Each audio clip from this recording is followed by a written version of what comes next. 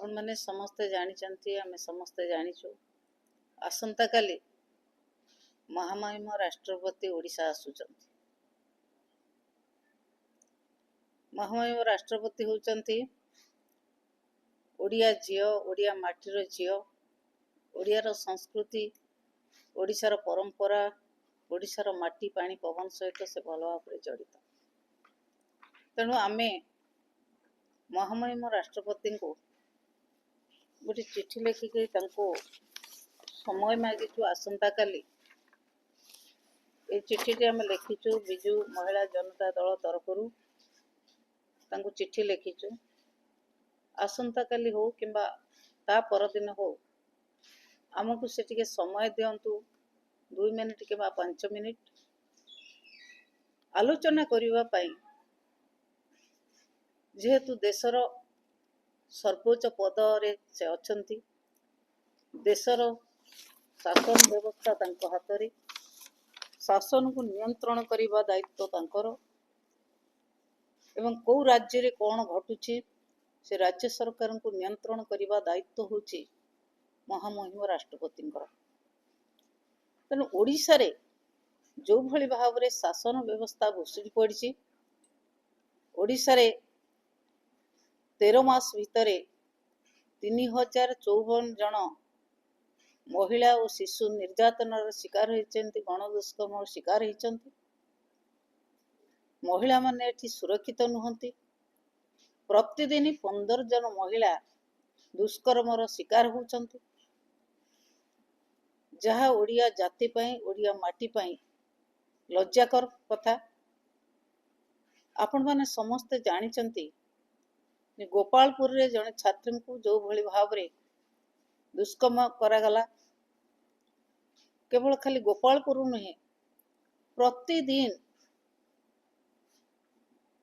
गाँ गहली रे एवं सहर बजार रे झियो पिला महिला मानक उपरे छोट शिशुंक उपरे जो भली भाव रे अत्याचार होची, से अत्याचार को किभली भाव रे रोका जाई परिबो, लोकंकर शासन व्यवस्था उपरे किभली भाव रे भरोसा रहिबो, ये भरोसा दबा होची महामहिम राष्ट्रपति ठारू आमे आशा करिबु। ये भरोसा हमको दियंतु। ये आशा करी आमे तांको समय मागिचु। आमर बहुत बड़ा आशा, जेहेतु ओडिया माटीर झियो, निश्चित भाव रे ओडिशा माटी रे एसबु घटुची ताकू बंद करिवा पई आम सहित आलोचना करिया को निश्चित भाव रे हमको डाकिबे। आमे बेसी समय मागिना, आमे 5 मिनिट कि 10 मिनिट समय मागिचु। से 5-10 मिनिट समय भितरे आमे कहिबु ओडिशा सरकारंकर जो 13 मास भितरे रास्ता घाट रे माँ भौणी चली पारु नाहंती, कॉलेज रे पिला माने आ पाठ पढ़िया पई झियो पिला माने जो भली भाव रे बापा माँ माने आतंकित हेलेनी।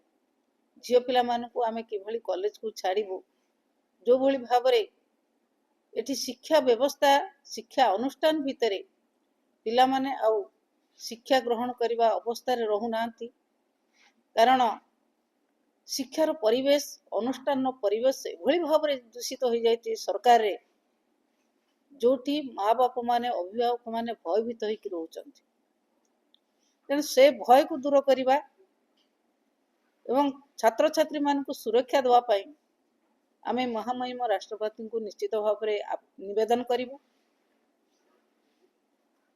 यह व्यतीत आपण माने समस्ते जानिथिबे गतकाली जो घटना है, गतकाली आमर ओडिया जातिर गर्व गौरव श्रीयुक्त फकीर मोहन को नाम रे नामित जो कॉलेज, से कॉलेज रे जने छात्री सौम्याश्री बीसी +3 फाइनल ईयर छात्री जो भली भाव में आत्माहुति देवा उद्यम करछंती एवं 95% पड़ी जाइछंती।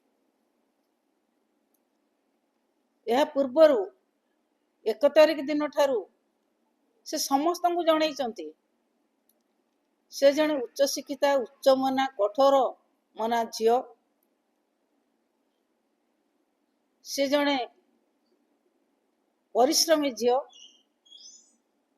से जनईचंती एमपी को जणैचंती केंद्र शिक्षा मंत्री को ट्वीट करी, जणैचंती राज्य मुख्यमंत्री को ट्वीट करी, जणैचंती राज्यर शिक्षा मंत्री को ट्वीट करी एवं लोकल एमपी श्रीजुक्त षडंगी को मध्य से ट्वीट करके जणैचंती एवं यह मध्य प्रशासन जना तो थिला, प्रशासन को जना थिला आज जहा श्रीजुक्त षडंगी जो वक्तव्य देखुली सोशल मीडिया रे जे से मत 5 दिन आगु कहितिला जे मु सुइसाइड करिवि बोली ए कथा कहिचंती सांसद महोदय कहिचंती 5 दिन आगु तांकु से सुइसाइड करियो बोली कहितिला एवं से एसपी को मध्य जणाइतिले। कोन एसपी पदक्षेप नेले? एठी शासन व्यवस्था कोन एभली स्थान पलटि जाइछि? गोटे झीटी मुख्यमंत्री को 1 तारिख ट्वीट करी कहले सुनी पारला नहीं, मुख्यमंत्री केंद्र शिक्षा मंत्री को ट्वीट करी कहले सुनी पारला नहीं, राज्य शिक्षा मंत्री को कहले से कथा मध्य तांको सुभिला नहीं। प्रशासन एक कथा जानिचंती, जदि कहबे प्रशासन जदि लुचेया को चेष्टा करिवे लुचेई परिबे नहीं, कारण माननीय सांसद तांको मुहरे कहिचंती जे एसपी को मु जणैछि। एसपी प्रिंसिपल को कहले, प्रिंसिपल कहले जे इंटरनल कमिटी रिपोर्ट देला परे जा हबो। इंटरनल कमिटी रिपोर्ट कौन देला?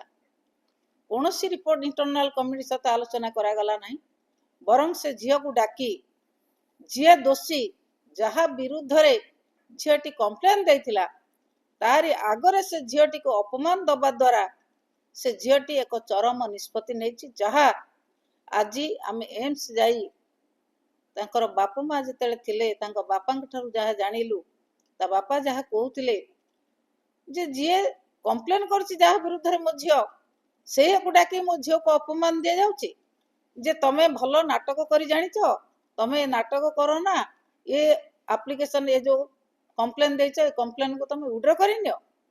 एक कथा जेतेले बाध्य करा गला से झियोटी बाध्य होई कि एभले एक चरम निष्पत्ति नेला, जहा तांको बापा माँ आज कांदी कांदी कि एम्स हॉस्पिटल ले आमर जो प्रतिनिधि मंडली जाइथिलु बिजु महिला जनता दल तरफ समस्त को से कहिचंती, समस्त एक कथा सुनिचंती। आमर विधायक माने मध्यम आम संगरे जाइथिले, आमे समस्त सुनिचु जो भली भाव रे तांको बापा माँ कहिले जे प्रिंसिपल सुनिले ने, मुख्यमंत्री सुनिले ने, केंद्र मंत्री सुनिले ने, सांसद सुनिले नहीं कि राज्य सरकार कौनसी कर्मकर्ता एक कथा सुनिले नहीं, जेहेतु द्वारा एभली एक चरम निष्पत्ति नेला।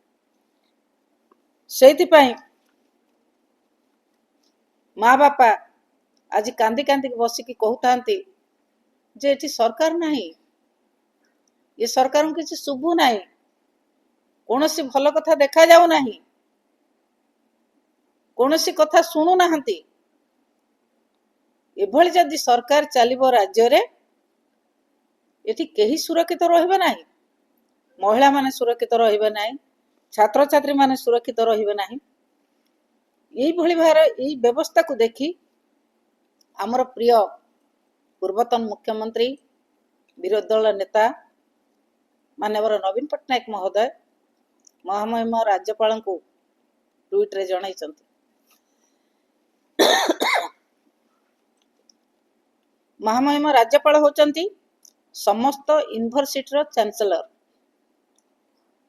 से मध्य चाहिथिले छात्रीटी को सुरक्षा दे पारि थांते। पूर्वतन मुख्यमंत्री श्रीजुक्त नवीन पट्टनायक महोदय जो भली भाव में निवेदन करचंती महामहिम राज्यपाल को, महामहिम राज्यपाल मध्य एथिरे इंटरफेयर करबा दरकार। महामहिम राष्ट्रपति आसुचंती काली, आमे आशा करिबु निश्चित भाव में हमको समय देबे एवं आमर चिट्ठी आमर कथा आपण मानक माध्यम रे एवं ईमेल माध्यम रे आमे चिट्ठी तांको ऑफिस को पठेई सारिछु। जदि सरकार चापरे कि दलीय चापरे सरकार कथा रे तांको पाखु के कथा न जाए, मु भाबुची जदि तांको पाखु को तांको नजर को जिंस जाए, आमे समय मागिछु बोली से निश्चित भाव में हमको समय देबे। किंतु जदि कोनोसी चाप रे रही तांको नजर को ए कथा न आसीबो ताले से समय देवार सुजोग पाइबे नाही। आमे आशा करूछु आपण मानक माध्यम रे ମହାମହିମ ରାଷ୍ଟ୍ରପତି ନିଶ୍ଚିତ ଭାବରେ ଆମର ଦୁଃଖ ଦୂର କରିବେ। ଆମେ ସମୟ ମାଗିଛୁ, ଆମେ ଆଲୋଚନା କରିବାକୁ ଚାହୁଁଛୁ ଏବଂ ସୁରକ୍ଷା ଚାହୁଁଛୁ। ସୁରକ୍ଷା ବ୍ୟବସ୍ଥାର ଦେଶର ସୁରକ୍ଷା ବ୍ୟବସ୍ଥା ହେଉଛି ତାଙ୍କ ହାତରେ। ସେ ଚାହିଁବେ ଯେଉଁ ରାଜ୍ୟରେ ଯେଉଁଭଳି ଭାବରେ ଶାସନ ବ୍ୟବସ୍ଥାକୁ ନିୟନ୍ତ୍ରଣ କରିବା ପାଇଁ, ସୁରକ୍ଷା ଦେବା ପାଇଁ ସେ ଦେଇପାରିବେ।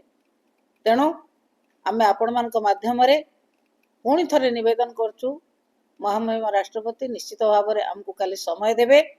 ଆମେ ଉଜୁଡ଼ି ଯାଇଥିବା 13 ମାସ ଭିତରେ ଉଜୁଡ଼ି ଯାଇଥିବା ଶାସନ ବ୍ୟବସ୍ଥା, ନିର୍ଯାତିତ ହେଉଥିବା ମହିଳା, ନିର୍ଯାତିତ ହେଉଥିବା ଛାତ୍ରଛାତ୍ରୀ, ନିର୍ଯାତିତ ହେଉଥିବା ଶିଶୁମାନଙ୍କର ସୁରକ୍ଷା ଆମେ ଭିକ୍ଷା କରିବୁ।